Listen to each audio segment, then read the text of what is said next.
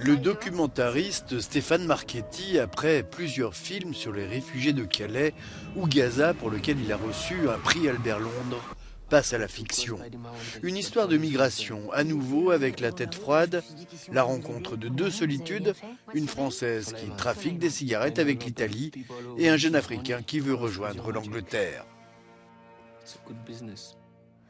On ne sait pas bien comment faut dire, migrants, exilés, déplacés, et surtout c'est toujours, bien souvent dans les médias, c'est une espèce de masse assez comme ça, un petit peu anonyme, invisible. Donc voilà, effectivement la fiction permet de raconter une histoire singulière d'une personne qui a un nom, qui a une identité, qui a des rêves, des espoirs, des doutes, une complexité, une ambiguïté comme on peut l'avoir chez plein de gens. Le film réussit à naviguer entre thriller haletant et réalisme des situations.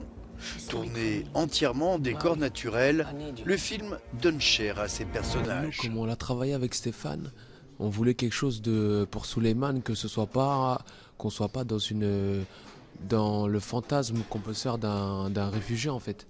Donc on a vraiment travaillé pour que ce personnage-là puisse avoir sa dignité, son parcours, son histoire, et ça c'était vraiment important. Ce qui m'a beaucoup intéressé, c'est qu'il venait du documentaire. Il a donné à voir des visages, des histoires derrière des chiffres. C'est que justement le film il travaille ces zones grises là, quoi. C'est pas la gentille française qui recueille le gentil migrant. Non, c'est beaucoup plus complexe que ça.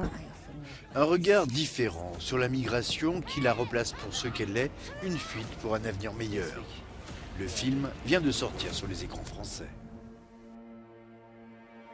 I can make the police disappear.